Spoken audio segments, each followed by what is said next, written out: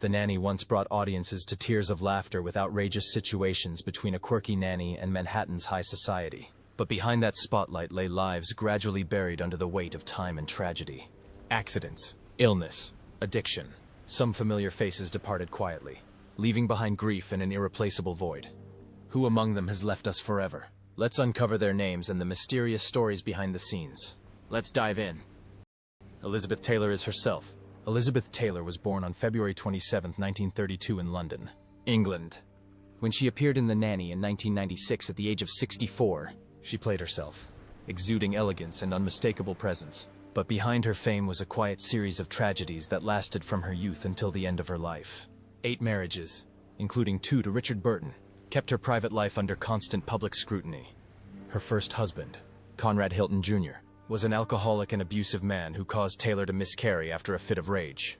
Her third husband, Mike Todd, died in a plane crash just a year after their wedding, leaving her devastated and pushing her into a contentious relationship with her husband's best friend, Eddie Fisher.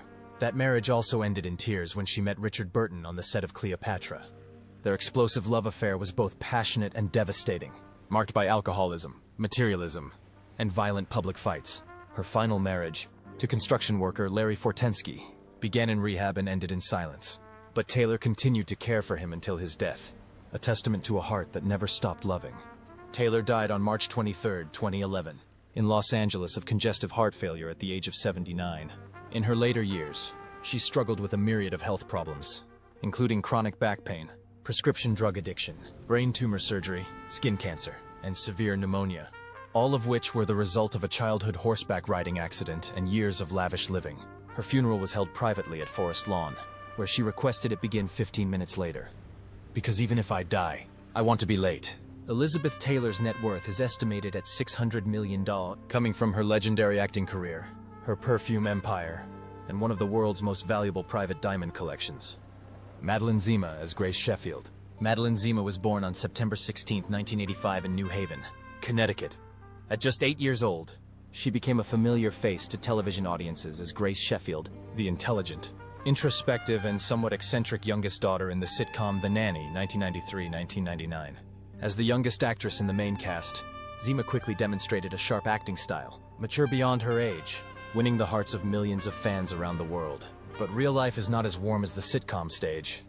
Starting her career at the age of 2, Zema has largely grown up in front of the camera, a journey filled with pressure and darkness. In rare interviews, she has revealed that she felt constrained by her child star image and struggled to transition into more mature roles. In Californication, she shocked audiences with her bold, sexy scenes and aggressive personality, a deliberate move to break Grace Sheffield's sweet public image. Later roles in Heroes, The Vampire Diaries, and Doom Patrol continued to portray a mature, complex, and assertive Zema. But there always seemed to be something weary and cautious in her eyes when facing the spotlight. As of 2025, Meline Zema is 39 years old, a sobering age for a woman who rose to fame so early. Her net worth is currently estimated at $1.5 million, a modest figure for someone who has been acting for 3 decades, but one that reflects her choice to balance her career and personal life. Ray Charles as Sammy. Ray Charles was born on September 23, 1930, in Albany, Georgia. When he appeared on The Nanny in 1997 at the age of 67, he played Sammy, a charming guest character who brought laughter and emotion through music in a special episode. Although his appearance was brief, the role portrayed the real-life journey of Charles, an extraordinary artist who overcame adversity to write a new chapter in the history of world music. Charles lost his sight completely at the age of 7, following the tragic death of his younger brother George, an event that he carried with him as a silent wound throughout his life. Then his mother died when he was only 14, leaving him a blind, orphaned, and impoverished boy who relied on the kindness of those around him. Music was the only place he found meaning in himself, but it also dragged him into a spiral of despair. He began using heroin at age 16 and was addicted for 17 years, being arrested several times for possession. Although he was finally cleared of heroin in 1965 after being arrested at the Boston airport, his inner battle never really ended. Charles has admitted that in addition to drugs, he was addicted to women, and that his addiction devastated his marriage as much as his heroin addiction. Charles had 2 marriages during his life. His second wife, Della B. Robinson, was with him for 22 years and bore him 3 children, but their life together was full of voids. He toured constantly, cheated publicly, and left her to suffer the consequences of his addiction and fame alone.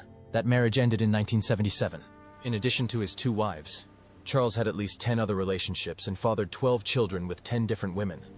He once said, "Women, heroin and music, 3 things I can't give up." Family was a vague and contradictory concept for him, but before his death, he tried to mend the relationship by inviting all his children to a reunion in 2002 and dividing his assets among them through individual trusts. On June 10, 2004, Ray Charles died at his Beverly Hills home from complications from liver disease at the age of 73. His funeral was one of the most lavish in music history, attended by legends such as Stevie Wonder, B.B. King, and Wynton Marsalis. 2 months later, his final album, Genius Loves Company, was released, winning 8 Grammy Awards and a final testament to his undiminished greatness.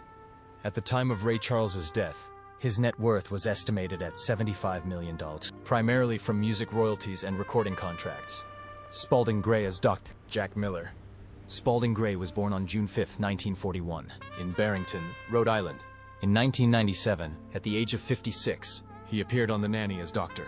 Jack Miller, an eccentric, awkward, but charming psychologist. Although he only appeared in a few episodes, his image, glasses, distant gaze, and characteristic way of speaking left a deep impression. Off-screen, Grey has faced the same inner turmoil that his characters often face. He was a mainstay of the American stand-up scene, most famously for his play Swimming to Cambodia, in which he bared his soul as he discussed his mother's death, sex, war, and existential confusion. But behind the spotlight was a deeply wounded soul. In 2001, Grey was in a serious car accident in Ireland that left him with a broken hip and a traumatic brain injury. A titanium plate implanted in his skull failed to stop his mental health from deteriorating. The scar on his forehead became a symbol of the pain he carried. From then on, he fell into depression, confusion, and obsession. He tried to rewrite, reenact, convince himself with old stories, but each page only deepened his despair.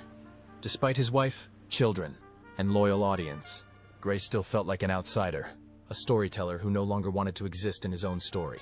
On the evening of January 11, 2004, after taking his children to see Big Fish, a movie that ends with this line, "A man tells his story so many times that he becomes the story. They live that way, and he becomes immortal." Grey disappeared shortly thereafter. Nearly 2 months later, his body was found floating in the East River. He was 62 years old, and his death was ruled a suicide, believed to have been from jumping off the Staten Island ferry. Many believe he chose to end his life as part of his final performance. He leaves behind a wife, 3 children, and a legacy of theatrical personality. Spangling Grey's net worth is estimated at $1 million, a modest number compared to the influence he left behind, but enough to engrave his life in memory. Fran Dresser as Fran Fine. Fran Dresser was born on September 30, 1957 in Queens, New York. When she landed the role of Fran Fine on The Nanny in 1993 at the age of 36, she was not only a leading lady known for her distinctive voice and bold fashion sense, but also a co-creator, writer, and producer of the series. Fran Fine quickly became a comedy icon of the 1990s, imbued with Dresser's personality and past. But behind that bright smile was a series of harsh events that made her feel like she would never get back up again. In 1985, Dresser's life turned into a nightmare when 2 armed intruders broke into her home, while her husband, Peter Mark Jacobson, was tied up and forced to watch.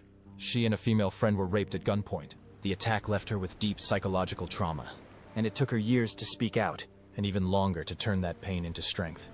Her marriage to Jacobson later fell apart when it was painfully revealed that he was gay. They divorced in 1999 after more than 20 years together, had no children, but remained close friends. Dresser once said, "We chose to love each other in a different way. No labels, just kindness, understanding, and no abandonment. It was a rare love that overcame separation. Painful, but still beautiful." In 2000, she faced death again when she was diagnosed with uterine cancer after 2 years of misdiagnosis. The hysterectomy not only saved her life, but also sparked a new mission. Writing the book Cancer Schmancer, founding an awareness foundation, and advocating for women to listen to their bodies. Today, at 67, Dresser serves as president of SAG-AFTRA, leading thousands of artists in the historic 2023 strike, showing that her fighting spirit has never waned. Fran Dresser's net worth is currently estimated at $25 million, but her true worth lies in having overcome violence, illness, and loss, and still knowing how to make the world laugh. Nicole Tom Chongvai Maggie Sheffield. Nicole Tom was born on March 23, 1978 in Hinsdale, Illinois, USA. She was only 15 years old when she played Maggie Sheffield, the shy but intelligent and lovable eldest daughter of Maxwell Sheffield, on the beloved sitcom The Nanny, from 1993 to 1999. This role not only made Nicole a familiar face to millions of television viewers, but also paved the way for countless opportunities later. Things seemed easy for Nicole, but behind the spotlight was a bumpy ride. At the age of 8, Nicole moved with her mother and 2 siblings to Los Angeles to pursue castings, while her father remained in Seattle, leading to a quick divorce. Nicole's childhood was divided between early fame and a broken home. She entered adolescence not only with the pressure of acting, but also the burden of growing up in a showbiz family, where there was quiet competition and comparison between 3 siblings, all of whom pursued acting careers. Although she dated magician Justin Willman for more than 3 years, the relationship ended without leaving a lasting impression. Now, at 47, Nicole Tom continues to work quietly in the arts, participating in television projects and voiceovers. With an estimated net worth of around $2 million, mostly from television and animation roles, Nicole Tom may no longer be the brightest name in entertainment, but she remains one of the few who has maintained her charm and kindness in a volatile industry. Anne Morgan Gilbert as Yetta Rosenberg. Anne Morgan Gilbert was born on October 16, 1928 in Minneapolis, Minnesota. She was 65 when she joined The Nanny in 1993, playing Yetta Rosenberg, Fran Fine's eccentric, forgetful, cigar-smoking grandmother. With her witty yet charming personality, Yetta became a beloved comedy icon. But behind that cheerful image was a woman who had experienced many ups and downs in both her personal and professional life. Gilbert entered the entertainment industry in the 1950s as a singer before becoming a television star on The Dick Van Dyke Show. She was a star on stage, but her personal life was filled with challenges. Her first marriage to screenwriter George Eckstein ended after 15 years, leaving her to raise her 2 daughters alone while maintaining a cheerful on-screen image. A second marriage to actor Guy Raymond brought her some peace, but ended with his death in 1997. She was broken-hearted twice, while her career, which spanned more than 5 decades, failed to catapult her to A-list status. In her final years, she continued to work tirelessly on television dramas while quietly battling cancer. She died on June 14, 2016 in Los Angeles at the age of 87. Anne Morgan Gilbert's net worth at the time of her death was estimated at $2 million, the result of more than half a century of dedication to American television. Charles Shaughnessy as Maxwell Sheffield. Charles George Patrick Shaughnessy was born on February 9, 1955 in London, England. He was 38 when he played Maxwell Sheffield, a charming, wealthy, widowed Broadway producer on the hit sitcom The Nanny, 1993-1999. Maxwell was not only a comedic counterpoint to Fran Fine, but also represented modern aristocracy with an emotional rigidity that added depth. The role made Charles a familiar face on American television and earned him worldwide admiration. But behind his calm demeanor and his lofty title of 5th Baron Shaughnessy in 2007, Charles faced considerable personal pressure. Moving from Britain to America to build his career was not easy. He has said that he felt isolated in Hollywood and was often stereotyped as an aristocratic actor, unsuited to American roles. Although his acting career has remained stable, he has rarely been out of Maxwell's shadow. In his personal life, he has been married to actress Susan Philander since 1983, a rarity in the entertainment industry. But this stability has also put him in a secondary role in both his personal and professional lives, as the spotlight is often elsewhere. By 2025, Charles Shaughnessy was 70 years old. He continued to act in television projects like General Hospital, voice-over cartoons, and develop a media company with his brother. While he never reached the heights of Hollywood stardom, he maintained a reputation for professionalism and reliability. These qualities have helped him build an estimated net worth of $3 million. Daniel Davis as Niles. Daniel Davis was born on November 26, 1945 in Gurdon, Arkansas, United States. He was 48 when he played Niles, the sharp, sarcastic but endearing butler in the sitcom The Nanny, 1993-1999. With his perfect British accent that even international audiences were amazed by, Davis turned a supporting role into an icon, leading many to believe he was actually a gentleman from across the Atlantic. Behind the glamour, however, was a man who struggled with a career that was still teetering on the brink of fame. Coming from a family of projectionists, Davis was exposed to the arts from a young age, but his path to the craft was one of quiet perseverance. Despite being nominated for a Tony and receiving an Obie, he rarely landed leading roles in major productions. He has admitted that he was both proud and frustrated that Niles's fame did not propel his career to the next level. Devoted to the stage, Davis often struggled to maintain financial stability in an industry that rarely favored those who did not pursue commercial fame. By 2025, Daniel Davis would be 79 years old. He lived a quiet life, rarely making public appearances, except for occasional returns to Broadway or voiceover work in the Star Trek universe. His net worth is estimated at $2 million, not a large sum by American television standards, but enough to reflect the solid and artistic career of a man who has always stayed true to his passion. Benjamin Salsbury as Brighton Sheffield. Benjamin David Salsbury was born on October 19, 1980 in Minneapolis, Minnesota. He was just 13 when he played Brighton Sheffield, the mischievous but intelligent son in the hit comedy The Nanny, from 1993 to 1999. With his charming comedic style and youthful energy, Salsbury quickly became a beloved face on television throughout the 1990s. However, the teen star's aura did not last long. After The Nanny ended, Salsbury largely retired from the entertainment industry. He attended American University and even interned for Democratic House Leader Richard Gephardt, a bold decision that reflected a clear and intentional change of direction. Salsbury's married life began in 2006 when he married Kelly Murkey, and they have 3 children together. However, rumors of a quiet divorce circulated, as both disappeared from public view after 2013. While the former co-stars reunited at major events, Salsbury chose to live a private life. Not appearing in public for more than a decade, he only made brief appearances on television, such as in Numb Thurs, and once humorously won $1 on Teen Celebrity Jeopardy! A victory that was both ironic and bittersweet. Much like his career path, as of 2025, Benjamin Salsbury is 44 years old. He currently works as the general manager at Universal Studios Hollywood, a behind-the-scenes role that is a stark contrast to his previous life in front of the camera. His net worth is estimated at $5 million, largely from his years of acting and his current stable off-screen career. No longer the funny guy on TV, Salsbury now lives a quiet life away from the spotlight. But perhaps he feels more at peace with the path he has chosen. Rachel Chagal as Val Torriello. Rachel Chagal was born on November 24, 1952. In New York City, in 1993. At the age of 41, she took on the role of Val Torriello, Fran Fine's clumsy, naive, but sincere best friend, on the hit sitcom The Nanny. This role not only endeared her to audiences with her witty and hilarious lines, but also marked Rachel's strong comeback after years of struggling with her health. In a bitter twist of fate, Rachel herself almost lost the ability to walk. In 1982, she was diagnosed with Guillain-Barré syndrome, a rare autoimmune disorder that paralyzes the nervous system. For a time she was confined to a wheelchair, unable to walk, and her career seemed over before it had even begun. But with extraordinary determination, Chagal not only recovered but also gave a brilliant performance as Gabby in the play The Raging Bull and the Butterfly, an inspiring character who seemed to be telling her own life story. Although she later only took on sporadic roles in films such as White Palace, The Last Supper, and a few guest appearances on television, she continued to win the hearts of audiences with her charming and warm acting style. As of 2025, Rachel Chagal is 73 years old and lives a quiet life with her husband, director Greg Leonard, and twin children Eve and Jonah.